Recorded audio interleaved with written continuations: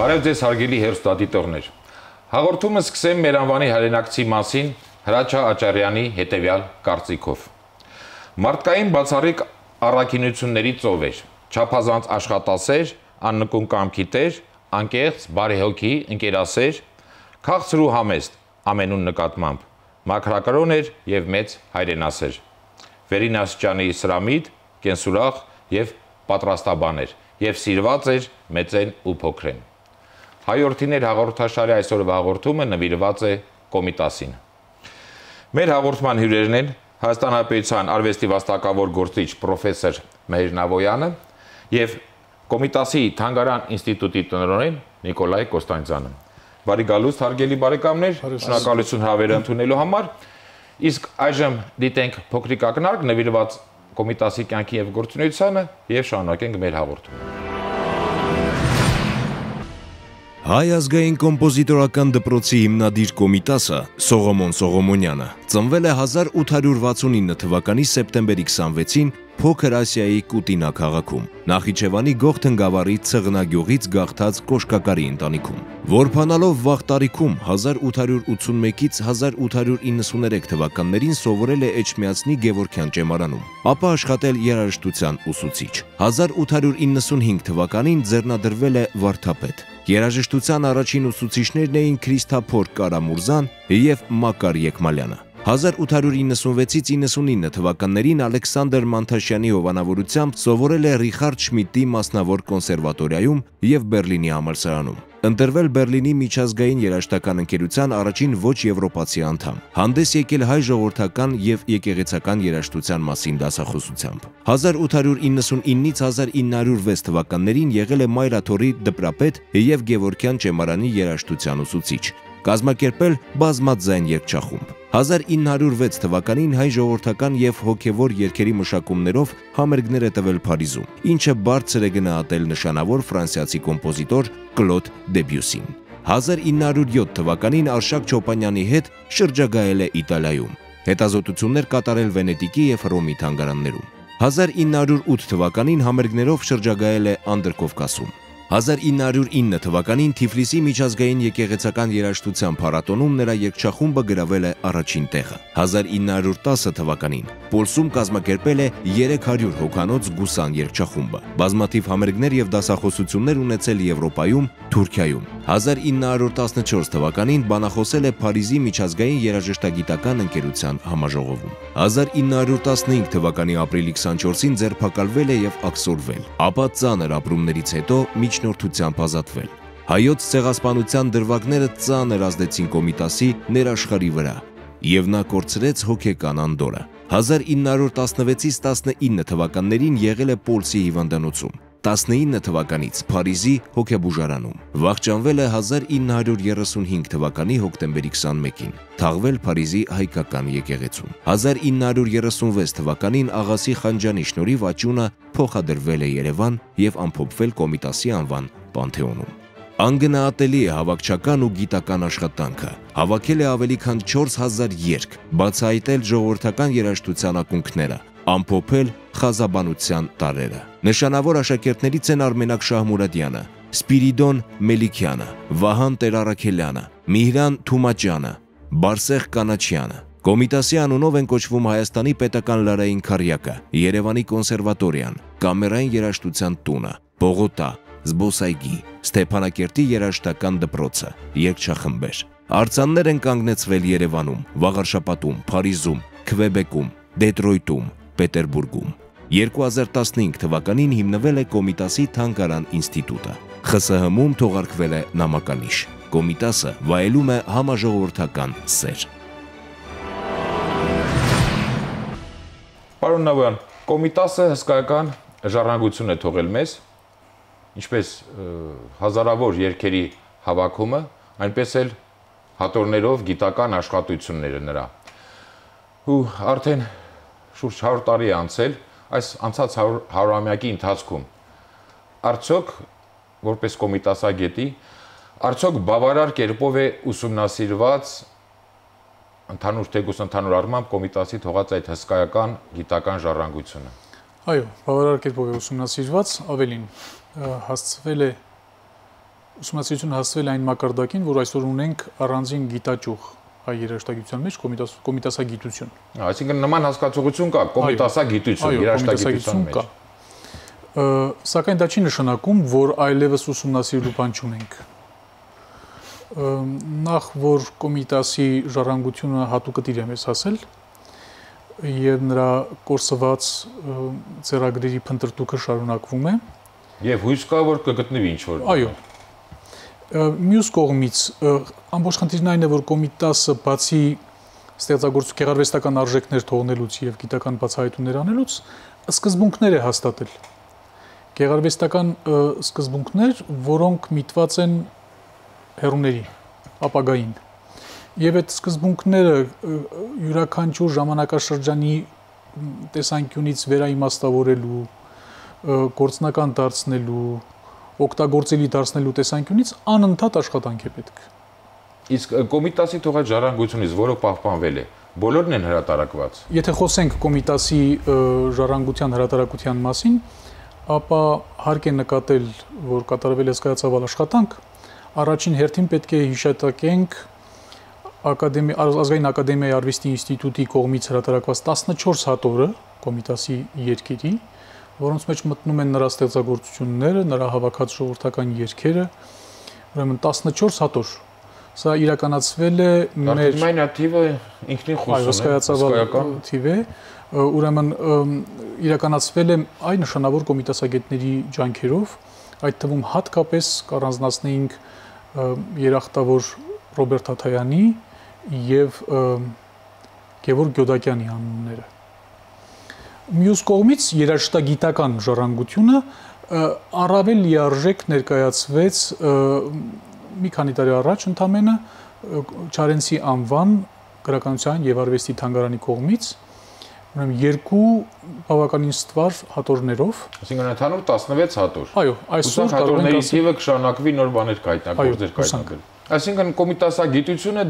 առնվազն տասնամյակներ շարունակ դեռևս իր անելիքները ունի։ Այո, թե հրատարակելու եւ թե կոմիտասի ժառանգությունը ուսումնասիրելու,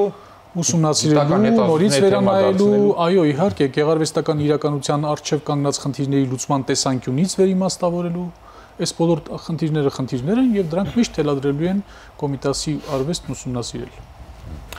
Պարոն Կոստանդյան, ի ուրախություն մեր բոլորիս, անցած տարի 15 թվականին քաղաքամայր Երևանում բացվեց Կոմիտասի թանգարանը, ավելի ճիշտ Թանգարան ինստիտուտը։ Դուք որպես այդ նորաստեղծ կարևոր մշակութային, քաղաքակրթական, ինչու՞ չէ, հաստատության տնօրեն, խնդրում եմ ներկայացրեք, ինչ է իրենից ներկայացնում Թանգարան ինստիտուտը։ Ինչ նպատակներ է հետապնդում։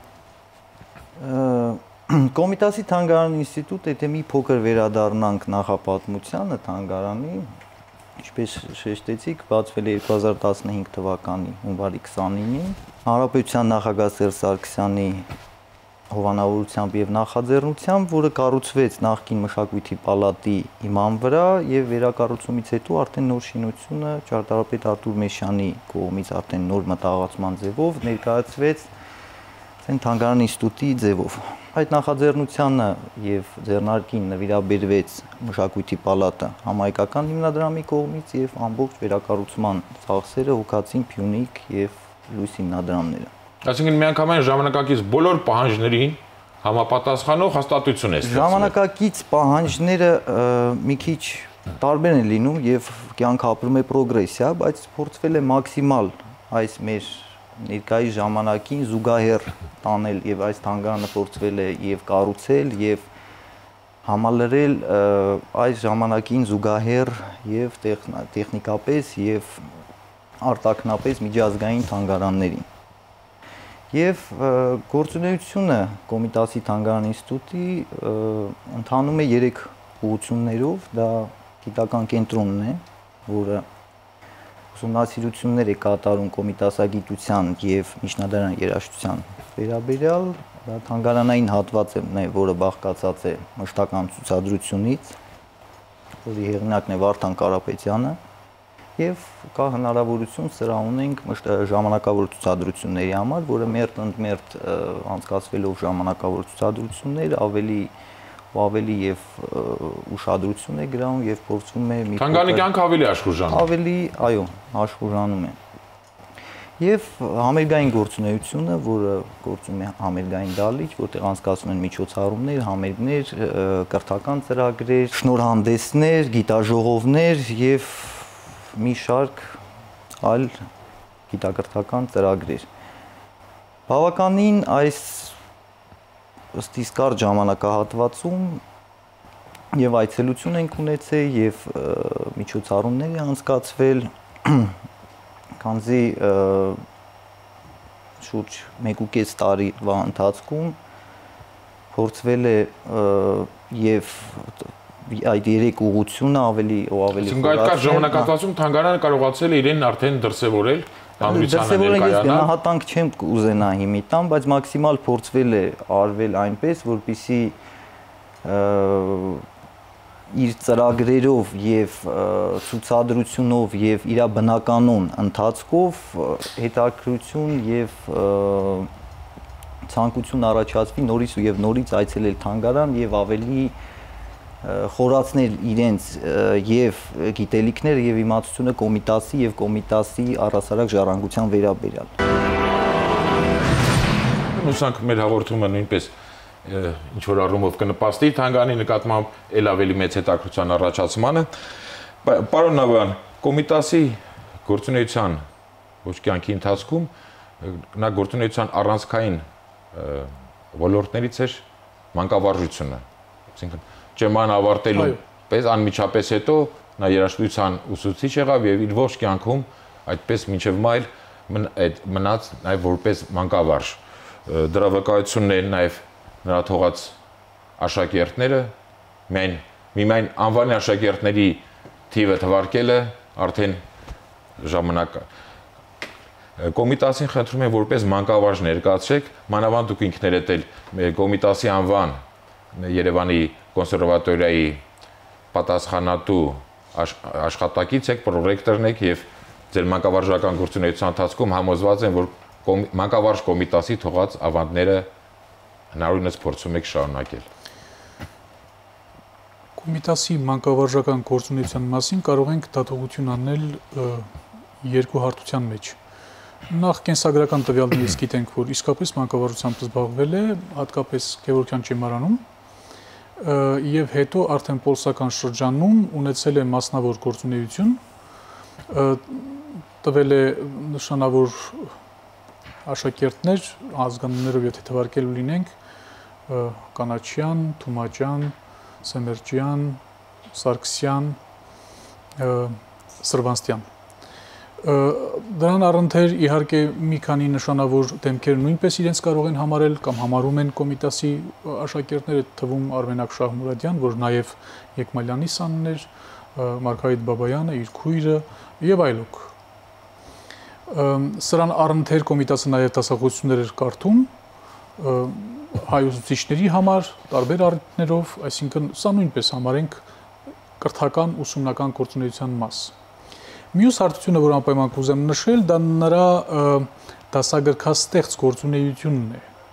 Արխիվում այսօր մենք ունենք երաժշտական տարբեր առարկաների նվիրված դասագրքեր կամ դրանց նախագծեր։ Այն ժամանակվա աշակերտների, ուսանողների համար։ Ավելի շատ երևի այսպես ասենք իր երազած եւ այդպես էլ ճանաչած կոնսերվատորիայի համար դասագրքեր էր նախապատրաստում։ Դրանք առնչվում են եւ վերաբերում են եւ հարմոնիային, եւ երաժշտության պատմության առարկային, եւ երաժշտության տեսության, եւ այլն։ Հրատարակված են հիմա։ Մասամբ այո, մասամբ տեսության դասագրքը օրինակ հրատարակված է, երաժշտության պատմության դասագրքի նախերգանքը հրատարակված է նախաբան։ Եվ արդեն նրան կոնսերվատորիա ուսանողները կարող են օգտվել այդ դասագրքերից։ Ուրեմն սա է, որ մենք սրա հիման վրա կարող ենք խոսել Կոմիտասի մանկավարժական գործունեության մասին։ Իսկ թե ինչպիսի մանկավարժ էր, կարող ենք կենսագրական մի դրվագից ստատել։ Նա իր ուսումնառության, ճեմարանում իր ուսումնառության վերջին տարիներին երաժշտություն սովորել է հայ կոմպոզիտոր Կարամուրզայի մոտ, այսինքն Կարամուրզան դասավանդում էր Գևորգյան ճեմարանում։ Այնպես եղավ, որ Կարամուրզան կամ ավելի ճիշտ ոչ թե թողեց, այլ նրան խնդրեցին, որպեսզի նա թողնի իր պաշտոնավարությունը ճեմարանում, կապված իր հեղափոխական հայացքների եւ այլնի հետ։ Եվ քանի որ ուսանողությունը շատ սիրում էր Կարամուրզային, այս հանգամանքը շատ սուր ընդունեց։ Իրենց սիրելի դասախոսի հեռանալը շատ սուր ընդունեց։ Եվ նույնիսկ ուզումներ եղան ճեմարանում։ Այս սուր լարված ֆոնին հանկարծ երաժշտության դասատուն նշանակվեց բոլորովին նորավարտ Սողոմոն Ավագ Սարգսակ Սողոմոնյան։ Երիտասարդ նոր ավարտած ուրեմն ճեմարանը եւ պատկերացնում եք ինչպիսի բարդ իրավիճակում էր հայտնվելու այս երիտասարդ երաժիշտը այդպիսի անվանի դասատուից հետո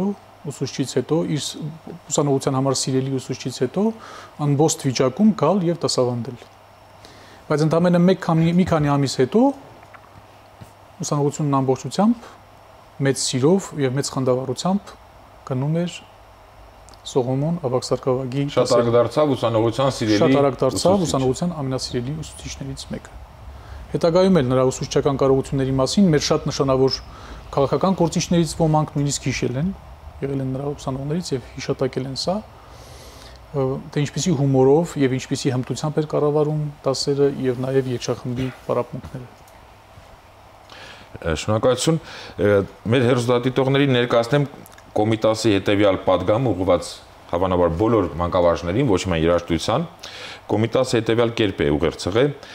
զգուշությամբ եւ երկյուղացությամբ մոտեցեք դաստիարակության գործին։ Խիստ փափուկ պաշտոն մնե ձերը։ Դաստիարակելու կոչված եք սերունդ, որ ապագա ազգն է։ Սխալ ուղղությամբ ազգը կխորտակեք վերջը։ Հուսանք Կոմիտասի այս պատգամին մեր բոլոր մանկավարժները հավատարմորեն կհետևեն։ Պարոն Կոստանյան, ձեր խոսքում արդեն ասացիք, որ ժամանակավոր նաև ցուցասրահ ունեք, աշխուժ միջոցառումներ եք իրականացնում Թանգարանում եւ այլն։ Այդ առումով ներկա ժամանակակից գլոբալացող աշխարհի պայմաններում ինչ է հարկավոր որպես այդ ոլորտի մասնագետ, որպեսզի հայ պատանու, հայ երիտասարդի համար Կոմիտասը ավելի գրավիչ լինի կամ Կոմիտասին ավելի սիրել տանք։ Ես մի քիչ կուզենայի ավելի լավ ճանաչենք դա ձևակերպեի, եթե կարելի է։ Ինձ ըստ իս պետք է գտնել հետաքրությունը եւ ճիշտ մեկնաբանման եւ ճիշտ ընկալման ձևը, որ յուրաքանչյուր մի ստանդարտացում չկա, որ բոլոր այցելուներին, քանի որ եւ կա տարիքային տարբերակում եւ կա տարբեր մասնագիտություններ, ինչ որ մի ճիշտ ձևաչափ է ստեղծում, անհատական մոտեցում գուցե անհատական մոտեցում եւ տարբեր սոցիալական տարիքային խմբերի։ Այո, անհատական մոտեցում եւ ճիշտ թեմաների ընտրություն, որով ներկայացվեն, քանի որ ընկալումը երեխայի, մեծի, ուսանողի եւ երաժշտի եւ ոչ երաժշտի տարբեր են լինում։ Այդ իսկ պատճառով փորձվել է նույն Կոմիտասի թանգարանում ստեղծել մի հարթակ, որտեղ անցկացվեն գիտակրթական ծրագրեր, որպիսի հանրամատչելի ձևով միգուցե ներկայացվեն տարբեր թեմաներ, ներկայացվի Կոմիտասը, ներկայացվի այն մարդը, որը ինչ որ միտեղ բրկելով մեր հայ ժողովրդի երաժշտությունը որոշակիորեն տարբեր ուղղություններից եւ ճիշտ հիմքեր ստեղծելով փորձել շարունակել եւ դա սերունդ փոխանցել, որտեղ մենք այժմ 2016 թվականին արդեն իսկ նստած խոսում ենք Կոմիտասի ժառանգությունից, դա արդեն նշանակում է, որ Կոմիտասը ժամանակին արել է այդ ամենը, որպեսզի դա հասնի 2016 թվական, այս պահին մեզ ուղղակի որպես թանգարան ստեղծված եւ նպատակային ուղղությունը պետք է ուղղվի այդ ուղղությամբ, որ փոխանցենք այս ամեն ինչը ավելի երիտասարդ սերնդին,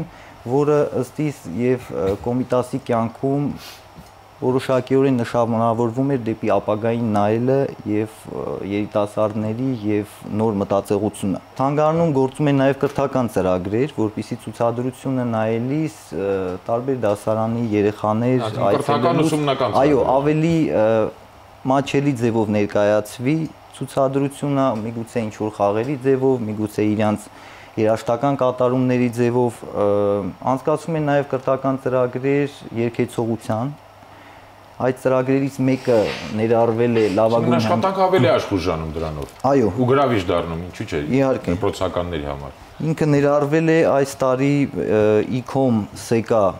ծրագրի լավագույն կրթական փորձի շրջանակում լավագույն հնգյակի մեջ միջազգային ծրագրերի կրթական եւ արժանացել է նոմինացիայի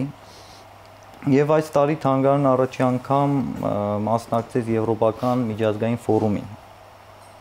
այս 39 տարվա ընթացքում առաջի թանգարանը ներկայացվել եւ Կոմիտասի թանգարանը բավականին նշանավոր էր այս համար ներկայությունը եւ փորձում է նաեւ միջազգային ուղղություններով ակտիվացնել այդ ուղղությունները, որպիսի շփման եւ համեմատության մեջ դնելով փորձենք ժամանակի հետ մեկտեղ շարժվենք առաջ եւ ավելի հուսանք եւ համոզված ենք, որ մեր Կոմիտասի թանգարան ինստիտուտը բոլոր միջազգային մրցույթներում կամ փառատոներում իր արժանի հաղթական տեղը կզբաղեցնի։ Նաեւ փառատոնն ենք նշանավորում, որը արդեն երրորդ տարին է անցկացվում, բայց երկրորդ անգամ պլանավորվում է այս տարի անցկացվել Կոմիտաս փառատոնը, որը այս տարի արդեն միջազգային փառատոնի ձևաչափով է անցկացվում եւ գիտաժողովի բաղադրիչ է ունենալու միջազգային, որը ավելի ու ավելի կամրապնդի միջազգային կապերը եւ հնարավորություն կտա նաեւ երաժիշտների ներկայությունը Հայաստանում եւ գիտնականների եւ ընդհանուր փոխադարձ կապը եւ փորձը փոխանակել միմյանց հետ։ Պարոն Նավոյան, ժամանակին Կոմիտասը եվրոպական մասնագետ երաժշտագետների շրջանում համ հեղինակություն էր վայելում, համ էլ եվրոպական ամենից հեղինակավոր թատերասրահներում, բեմերում արժանիորեն ներկայացնում էր մեր հայ ժողովրդական երգարվեստը, ինչպես կատարողական, այնպես էլ արդեն դուք նշեցիք իր դասախոսություններով։ Այդ տեսանկյունից Կոմիտասի որպես մանկավարժ ներկայացրեցիք, բայց նաև Կոմիտասը իր գործունեության ընթացքում որպես պոպուլարիզատոր հանրահռչակող էր հայ դասական ժողովրդական երգարվեստի։ Հայ դասական երգարվեստ ասել եմ քիչ բարդ կլիներ, որտեղ այն ժամանակ դեռ չկար հայ դասական երգարվեստը, այսինքն կամ ձևավորման փուլում էր, այսպես ասենք։ Հիմնադիրը հայ դասական երաժշտական արվեստի ինքը կհամարվի, թեև ունեին կոմպոզիտորական ստեղծագործություններ, բայց ժողովրդական արվեստի այո հանրահռչակողներից մեկը ինքն էր աշխարհով մեկ։ Կամ գուցե ամենաանվանին եւ ամենամեծ հաջողությունների հասած կամ ամենաարդյունավետը։ Ամենաարդյունավետը։ Պետք է ասել, որ դա եթե մենք այսպես պարզ ենք պատկերացնում, ընդամենը հայ երաժշտական մշակույթը Եվրոպային ներկայացնելու գործընթաց էր։ Բայց երբ որ պատմական հերվից ենք նայում, թե դա ինչ էր եւ ինչ նշանակություն ունեցավ։ Արժեքնոր գիտակցում ենք երևի։ Այսպես է ստացվում, որ մենք փաստորեն որպես մշակութային ժողովուրդ, որպես աշխարհի քաղաքակրթական իրողությունների մեջ դերախաղացություն ունեցող, դերակատարություն ունեցող ժողովուրդ,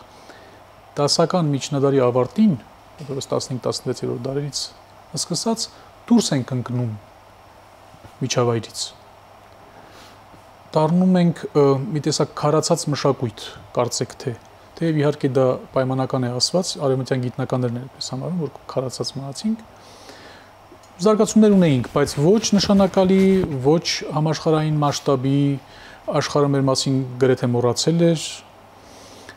Եթե հիշում էին արդեն 19-րդ դարում հիշում էին ուրիշ առիթներով, քաղաքական առիթներով, որպես մշակութային գործոն մենք աշխարհի քարտեզի վրա չկայինք, կամ գոնե երաժշտության մեջ չկայինք։ Երաժշտության մեջ, այո։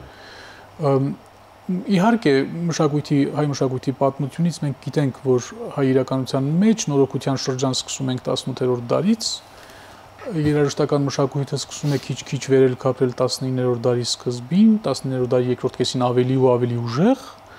բայց ահա Կոմիտասն է ըստ էության, որ հայ մյուս մեծերի քիչ մեծերի կողքին կարողանում է հայերիս, հայ ժողովրդին